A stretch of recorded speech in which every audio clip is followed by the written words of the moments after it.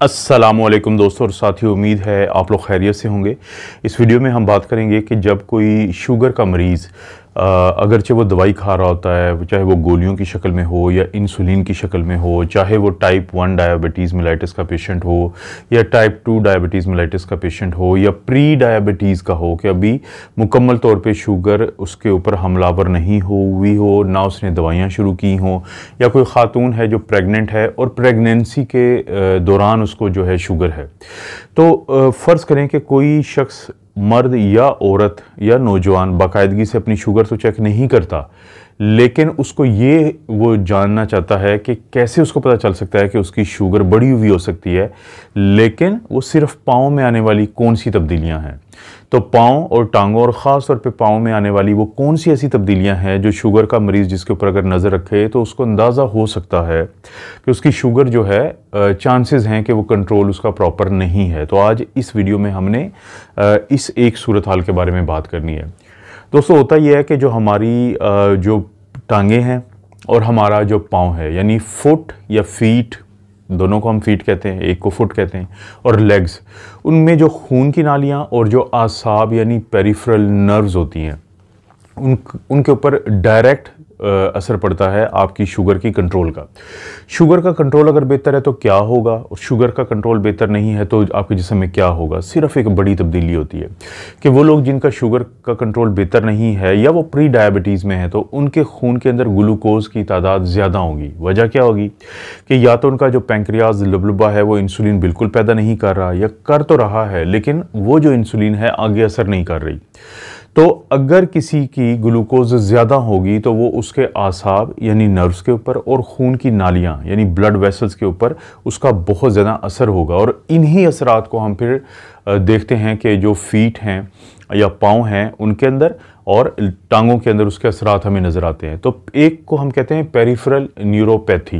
Peripheral कहते हैं कि एक सेंटर होता है और एक सेंटर से दूर जो एरिया होता है उसको हम पेरिफेरल कहते हैं। और ज़ाहिर है हमारे जो पाँव हैं, हमारी जो टांगें, हमारा सेंटर जो दिमाग है उससे काफ़ी दूर है, तो वो आसाब जो वहाँ तक करंट को लेके जाते हैं और वहाँ से पैगामात को दिमाग की तरफ वापस लेके आते हैं, उनको हम कहते हैं पेरिफेरल नर्व्स।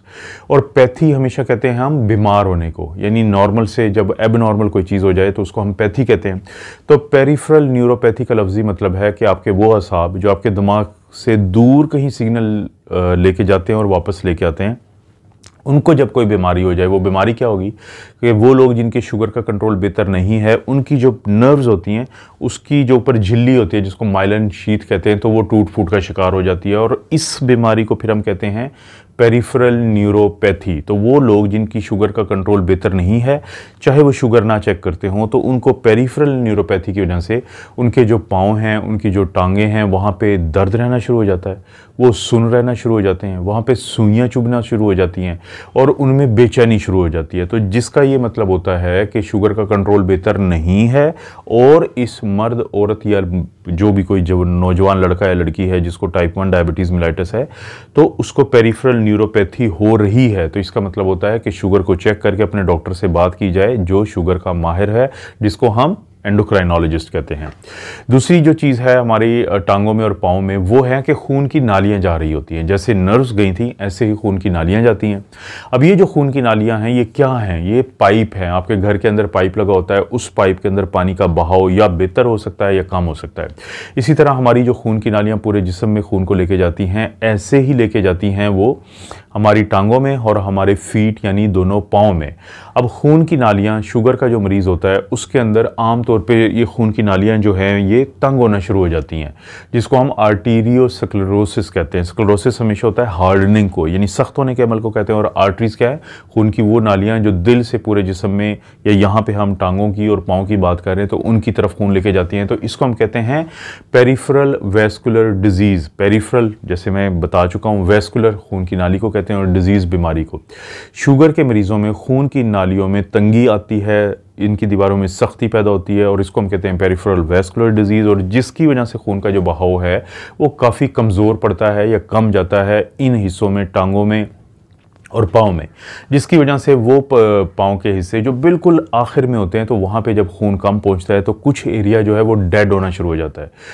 इस अमल को हम कहते हैं गैंग्रीन। तो जितने भी शुगर के मरीज़ होते हैं वो नज़र रखें कि कहीं उनका जो पाँव है उसका कोई हिस्सा जो है वो काला तो नहीं पड़ रहा। अगर वहाँ पर उनको कोई काला पर नज़र आता है तो वो फौरी तौर पर अपने जो शुगर का माहिर डॉक्टर, जिसको एंडोक्राइनोलॉजिस्ट कहते हैं, उनसे रब्ता करें। क्योंकि गैंग्रीन का मतलब है कि आपकी खून की नालियाँ अब तंग पड़ रही हैं, और अगर खुदा न खास्ता आपने जल्दी एक्शन ना लिया या आपके डॉक्टर ने एक्शन ना लिया तो फिर ये ख़तरनाक बात है। तो पहली थी पेरिफेरल न्यूरोपैथी, दूसरा ये जो गैंग्रीन होता है, जो आपकी खून की नालियों का बहाव कम है, तो उससे भी आपको अंदाज़ा हो जाता है शुगर चेक किए बगैर कि आपका शुगर का कंट्रोल जो है वो बेहतर नहीं है। इसके बाद बारी आती है कि जैसे मैं बता चुका हूँ कि जब आपको पेरिफेरल न्यूरोपैथी की वजह से आपका जो पाँव है अगर वो सुन्न हुआ है, जब उसमें कोई चीज़ भी लगती है, कोई कील कांटा भी लगता है, तो आमतौर पे इन लोगों को महसूस नहीं होता, तो वहाँ पे ज़ख़म बन जाता है। ये जो ज़ख़म है, क्योंकि शुगर के मरीज़ों में ग्लूकोज़ ज़्यादा पड़ी होती है, और वो जो ग्लूकोज़ ज़्यादा होती है वो जो जरासीम की बहुत ज़्यादा नशोनुमा में उसका अपना किरदार होता है। तो शुगर के मरीज़ को जब इस तरह का ज़ख़म इसलिए हो जाता है कि उसको क्योंकि एहसास नहीं होता कि उसके पाँव के ऊपर कहीं पे कील लगी है, कांटा लगा है, या उसका जो जूता है वो कहीं से उसको नुकसान दे रहा है, तो उस सूरत में जो ज़ख़म बनता है इसको हम कहते हैं डायबिटिक फुट। यानी एक ऐसा अल्सर, ऐसा ज़ख़म जो शुगर के मरीज़ों में बनता है और फिर वो ख़राबी की तरफ जाता है। इसीलिए हम, बड़ा मशहूर जुमला है कि शुगर के मरीज़ को अपने पाँव का वैसे ही ख्याल रखना है जैसे कोई भी शख्स, और इस ख़ास तौर पे मैं लड़कियों की बात करता हूँ, कि वो अपने चेहरे का ख्याल रखती हैं, कि रोज़ाना उठ के जायज़ा लेती हैं कि कोई रिंकल तो नहीं बन रहे, कोई निशान तो नहीं बन रहा, या ज़ाहिर मर्द हज़रात भी इसी तरह अपने चेहरों का ख्याल रखते हैं। तो शुगर का मरीज़ रोज़ाना एक सुबह उठ के या रात को सोने से पहले अपने पाँव का, दोनों पाँव का जायज़ा लेगा कि कोई ज़ख़म तो नहीं है वहाँ पे कोई चीज़ तो चुभी नहीं हुई है। तो एक तो ये करना है। दूसरा, कोशिश करनी है कि मैक्सिमली ज़्यादातर, यानी जूतों के बगैर बिल्कुल सफ़र नहीं करना, जूतों के बगैर घर से बाहर नहीं निकलना, घर के अंदर भी जूते पहनने हैं, और सॉफ्ट पहनने। क्यों पहनने सॉफ्ट, मैं आगे जाके बताता हूँ, ताकि अपने पाँव को ज़ख़म से बचाया जा सके। क्योंकि जब एक दफ़ा ये ज़ख़म शुरू हो जाता है तो बड़ी तेज़ी से ये ख़राबी की तरफ जाता है।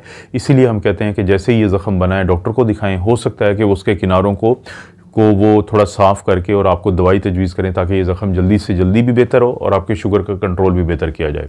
तो डायबिटिक फुट का एक तो बहुत अहम है कि आप उसके ऊपर नज़र रखें। उसके बाद आता है फंगल इन्फेक्शन। क्योंकि जो क़ुव्वत मुदाफ़अत होती है शुगर के मरीज़ों की वो कमज़ोर होती है, तो इसलिए जो इन्फेक्शंस होती हैं जहाँ पूरे जिस्म पे असरअंदाज होती हैं, तो पाँव पे भी दो किस्म की ऐसी इन्फेक्शन होती है। जो कमज़ोर क़ुव्वत मुदाफ़अत वाले वो मरीज़ जिनकी शुगर का कंट्रोल बेहतर नहीं होता, तो उनमें जन्म लेती हैं। एक को हम कहते हैं एथलीट फुट, बड़ा मशहूर, आप सुनते रहते हैं। एथलीट फुट क्या होता है कि हमारे जो पाँव की जो उंगलियां होती हैं उनके दरमियान एक फंगल इन्फेक्शन बन जाती है। एरिया अक्सर वेट होता है, मॉइस्ट होता है, पानी यानी वहाँ पे होता है, तो वो जिसकी वजह से एक जो सुर्खी आ सकती है, फिर ख़ारिश होती है बहुत ज़्यादा, और एक उंगली से दूसरी उंगली और एक शख्स से दूसरे शख्स में ये मुंतकिल होती है, क्योंकि ये कंटेजियस होती है। तो ये जो एथलीट फुट है, ये जो फंगल इन्फेक्शन है, इसको फौरी तौर पे नोट करें, अपने डॉक्टर से मशवरा करें। वो आपको एक तो एंटी फंगल दवाई, यानी फंगस के ख़िलाफ़ जो काम करती है एंटीबायोटिक, वो देंगे, और साथ ही आपका शुगर का कंट्रोल को बेहतर करने की कोशिश करेंगे। तो एथलीट फुट एक फंगल इन्फेक्शन, उस पर नज़र रखना ज़रूरी है। इसके अलावा आपके जो नेल्स होते हैं, आपके जो पाँव की उंगलियों के नाखून होते हैं, वो पीले होना शुरू होते हैं, वो टूट फूट का शिकार होना शुरू हो जाते हैं। तो ये भी आपके नेल्स की, पाँव के नेल्स की फंगल इन्फेक्शन होती है, जिसे ओनाइकोमाइकोसिस कहते हैं। तो इसके बारे में भी फिर, क्योंकि जैसे ही डॉक्टर के सामने आप लेके आते हैं तो वो एंटी फंगल दवाइयाँ आपको शुरू करवाते हैं। तो दूसरी जो फंगल इन्फेक्शन है वो आपके नेल्स की होती है, कि वो भी इस बात की अक्कासी करती है कि आपका शुगर का कंट्रोल बेहतर नहीं हो सकता। इसके बाद बारी आती है, बड़ी मशहूर दो चीज़ें होती हैं जिसको हम कॉर्न्स एंड कैलस कहते हैं। मतलब आम ज़ुबान में बता दूं कि आपका जो शुगर के अगर आप मरीज़ हैं, या आपको नहीं पता कि आप शुगर के मरीज़ हैं और शुगर बढ़ी हुई है, तो आप जूता जो पहनते हैं उसके सख्त होने की वजह से बाज़ औक़ात आपके पाँव के नीचे के जो हिस्से होते हैं, जिसको हम सोल कहते हैं या तलवे कहते हैं, तो वहाँ पे कोई ना कोई एक छोटा सा एरिया सख्त हो जाता है, जिसको हम कैलस कहते हैं। और बाज़ औक़ात आपकी 2 उंगलियां जो हैं वो आपस में टकराती रहती हैं, या उंगलियों की साइड जो है जूते से टकराती रहती है, तो एक ख़ास किस्म की सख्त किस्म की जल्द पैदा होती है, उसको हम कॉर्न्स कहते हैं। अब ये जो कॉर्न्स हैं, कैलस हैं, ये भी इस चीज़ का बताती हैं कि आपकी शुगर का कंट्रोल बेहतर नहीं है। और जो आप जूता पहन रहे हैं या तो वो बहुत सख्त है, या फिर जिस ज़मीन पे आप चलते हैं जूता पहने बगैर, तो बार बार आपकी जो हड्डी है वो उसके साथ टकराती है, आपकी जो उंगलियां हैं उनके आपस में रगड़ पैदा होती है, तो ये चीज़ जन्म लेती है। तो ये भी इस चीज़ की अक्कासी करती हैं। तो आखिर में ये मैं कहूँगा कि जो आप ना सिर्फ ये कि आपकी नर्व्स को ये मुतासर करती है बढ़ी हुई शुगर, बल्कि आपके जो पट्ठे होते हैं उनकी साख्त को भी मुतासर करती है।